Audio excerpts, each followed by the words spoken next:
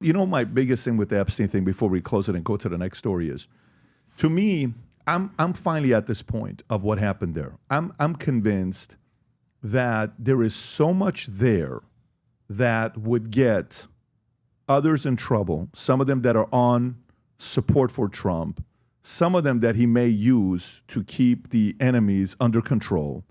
Gates, you know, some of the folks in Israel, if Ehud Barak visited Epstein's house 31, 32 times, and even Michael Wolff, who had him on the podcast 2 months ago, he has 100 hours of recorded conversation with Epstein at his house, at the Lex Wexner house that was gifted to him. And I said, so who did you see come into the house? He said, well, Bill Clinton came there. Bill Gates. I said, Bill Gates? You were there when Bill Gates came there? Who else? Ehud Barak. Yeah, I saw Ehud Barak there. So what's he doing there? Well, I don't know. They would have these meetings and all this. So he's saying this on the podcast. So to me, if the president is a deal maker, and this is the part, because if we know $170 million consulting fee is weird, I will tell you, if no one gets in trouble, that's going to be problematic for some people, because they're going to be like, wait a minute, we know something happened there. We've seen plenty of the documentaries. We've seen plenty of the stories. We've seen the lawsuit. We've been tracking this guy for a while. We know what happened when even the story of 2007, I don't know what year it is, when President Trump kicked him out of Mar-a-Lago. We've seen the ladies who got arrested that would bring 13, 14, 15-year-old girls back to Epstein's house. And recently, Virginia Giuffre's memoir that just came out, which, by the way, when did she passed away a few months ago, right? She committed suicide. She committed suicide, allegedly committed suicide. Yeah, 6 months ago. So her book just comes out. And in the book, when you read it, telling her, she's telling how Epstein's wanted her to have his child, and in return, they were willing to pay XYZ amount of money. And some of the stuff that's in it is so graphic. When she tells a story of what some of the people did to her, there's multiple names of folks of beating her, hitting her, and one of them she calls prime minister, who is the prime minister. And she allegedly, the one that helped with the memoir, has given the list of names to the FBI. She says she may be releasing those names. That's what she's talking about. I just think if there's got to be accountability, people get excited about a person like you that comes in who you don't want to be a lifer. You don't want to be like Mitch McConnell falling down at 85 years old. You don't want to be definitely not. Yeah, you don't want to. Definitely not Mitch. Definitely not Mitch, right? You don't want to be that. You want to come and do your job and leave and go mind your own business. But I do think there is a group of people in the base that are going to sit there and say, Anna, we want to see some names, Anna. We want to see some names, Anna. I wish I had names to present, but we haven't gotten names. I know. And you said something. You said you don't control that, right? Yeah, I don't control It's the DOJ. It's Pam Bondi. It's the DOJ, but also oversight. I think a way that there's going to be names that come out is through those bank records and transactions. And so that's why this has been given to the chairman of oversight. So the entire oversight committee, Democrats and Republicans. Have you seen some stuff name-wise that for you, you're like, dude, this is pretty shitty. This is dark. I haven't seen anything that hasn't already been out there. I mean, they housed the 33,000 files, and there was some new information. But as far as the names that we were told by the witnesses that we were going to get, we haven't gotten those yet. Do you think we will? Do you think there's out of all of these, because you go through, right? JFK, MLK, RFK, COVID, Epstein, 9/11. Do you think anything will happen with Epstein? I think that if the witnesses can provide names, then yes. I do think that based on what I was told by a whistleblower, and you saw the article from March of this past year, that there was some form of destruction of evidence.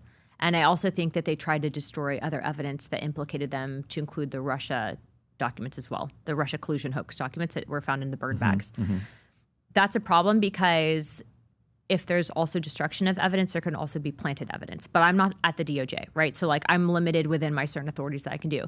Now, what's going to be interesting is if there's an active pending lawsuit, and I'm not an attorney, but if there's an active pending lawsuit with the victims and the bank, and then people offer the victims money to settle, to basically have a gag on them, or just not say their names, then I also think that complicates things. And there is an active pending lawsuit. But I do hope for these people's livelihood, and then also too for their healing process, I do hope that there's justice. Because when you look at the documentaries and you hear the statements about what was done, I mean, the fact is that, this guy was a total, just an evil person for doing this, especially to young women.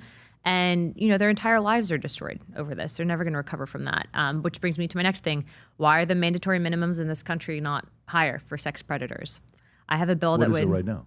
It depends on the state, but the federal mandatory minimum, you can get charged with rape and you're getting a couple years and that's it. Stop it. Yeah, no, it's, I actually introduced something to increase, especially for child molesters, to the death penalty, or I think it's minimum 25 years in prison. What is the... Yeah. Yep. Huh. Interesting. Yeah, so there's no federal mandatory minimum, but there should. You hear a lot of cases, where people will get charged with child rape, whatever, and they're doing, a couple of years and then they're out. You rape a kid, that kid's life's over for that. Let me ask you a question. Let me ask you a different question. So if, can you ask to interview Ghislaine Maxwell? Could they make that happen? So Oversight already did. Can you? Personally, I can try to make the request, but I think that it would be up to her attorneys and then her, essentially.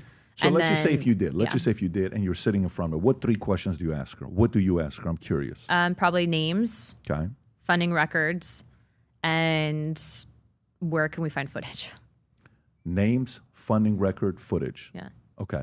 Yeah, because when you see like banking, I don't know if you guys are working with Chase or not, because Chase had to pay like $290 million of fines to victims tied they're to suing Deutsche Bank currently. Who's suing? The victims. Yeah, that's $290 million settlement. Was that to Deutsche Bank? That's Chase. Yeah. That's the settlement is with Deutsche Bank? Or No, they're currently in a suit. So remember I was talking about the suit that exists. So Got it. The transaction records will tell us everything that we need to know there. But what's been interesting is the Democrats have taken this and they're trying to make it political. And so this is kind of like, they're using this as a political thing to smear the president instead of, Yeah, yet they're blocking, when you come in there like, hey, can we get some information? No, let's block. Let's block. It's definitely a political, I think, hot potato. Okay. Well, I'm curious to know what happens with this. So are many others. After 2 years of working on this, we have finally pulled it off. And let me tell you what it is. Every time we do the Vol Conference, if you've attended, you know this. I stand up and I speak for probably 45 hours is what I do at the Vol Conference. And I love it. I love being around the guys. I love it. But I wear the Ferragamo shoes when I do this. Or I wear some kind of dress shoes. Eventually, for the last 25 years, I've always been on stage walking around. I'm like, you know what? I'm sick and tired of it. I want a shoe that I'm comfortable wearing. And here's what I love. I don't like shoes that are so heavy. That's a dumbbell. You can use it as a weapon. I don't want that. Like the Xenia, you carry it. I have so many of them, but they're so heavy. Like you can literally curl the Xenia, the shoes, and you'll get a pump within 30 reps. And I wanted the combination of the Hoka, the On Cloud, the Super Foam, because there's a big thing going on right now with the Super Foam where the bottom of the shoe, you wear it. You know which ones I'm talking about, the On Cloud or the Hokas, right? They're so comfortable. And I said, what if we take luxury and then combine it with the super comfort? What would that look like? And let's build it in Italy. So what do? We went to Italy. We designed the shoe in Florida. We made the shoe in Italy in five of the factories. We went back and forth God knows how many times. And by the way, the shoes we're about to launch and introduce to you right now, where you're going to see the video for the first time, I've been wearing those shoes for the last 22 days straight. I'm wearing them right now. I literally wear it with suits. I wore it yesterday when we went to lunch. I wear it every single day. It's the most comfortable shoes I have, yet it's authentic Italian leather wrap. If you don't mind playing the video, go for it. Here's the video of the latest shoe, the FLBs. When we set out to create a shoe that blends comfort, function, and luxury, we had the choice to make it fast. We had the choice to make it cheap. We chose neither. Instead, we chose Tuscany, Italy. We chose true Italian craftsmanship, each pair touched by 50 skilled hands. We chose patience, spending 2 years perfecting every detail, and we chose the finest quality at every step. Introducing the Future Looks Bright collection. Not rushed, not disposable, not ordinary. Rather, intentional, luxurious, timeless. Boom. There you go. Designed in Florida, 100% made in Italy. 50 hands touch each shoe that was made. And here's what's unique about it. I want to kind of show this to everybody that knows this. And I've worn pretty much every one of these shoes. So if you compare this, the Italian leather, of course, it's made in Italy. It's not assembled, made in China, assembled in Italy, 100% made in Italy, assembled in Italy. It's FLBs, Berlutis, which are $18.40. Ferragamos are $8.95. Zennias are $11.90, and Gucci's are $9.50. Leather premium lining, all of them except for Gucci.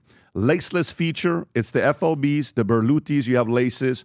Ferragamos, laceless. And then you have also the Zennias, and then the Gucci's have the laces. I don't want to wake up in the morning, put laces on. I want to get out the house. Took me 3 seconds to put my shoes on today. Craftsman, 5 different Italian factories all made this shoe. Berlutis are the same as us, as well as FLB. But the only shoe, these trainers, the only one in the world today, according to the factories that told me this in Italy, that has the super foam, the only one that has the same super foam used in the On Clouds and the Hokas, it's the FLBs, and they're officially out, and you can place the order. Here's a challenge. We only have 1,000 of these pairs. And when you say 1,000 of these pairs, they start from size, I believe, is it 8? It goes 8, 9, 10, 10.5, 11, 11.5, 12, 13. Those are the sizes that we have. And the shoes that you can get today, the colors, you have access to, Rob, if you can go back there, you can have access to those browns, which is absolutely beautiful. And by the way, the brown on the bottom, the stitching on the side is a left stitching. If you can change the picture, and on the bottom it says the future looks bright. Look at the white lines on the side. It's beautiful. The only ones we have right now that you can get sent out today are the black and the browns. If you do want the white to pre-order, I would highly recommend you do so. They're going to come out the second week of December. So the white and the navy blue comes out the second week of December. The browns and the blacks are available. If you believe the future looks bright as much as we do, go place the order. There's nothing like sitting in the boardroom with your trainers and you put your feet over your knee and people look at the bottom of your shoe and it says future looks bright. That's how you get deals done. All right, so they're out. I'm excited to announce it, and I'm very happy for people to go sport it. When you get them, take pictures, send it our way. We're going to show all these shoes, all the pictures that are being taken. I already got a bunch of them sent to me on Instagram.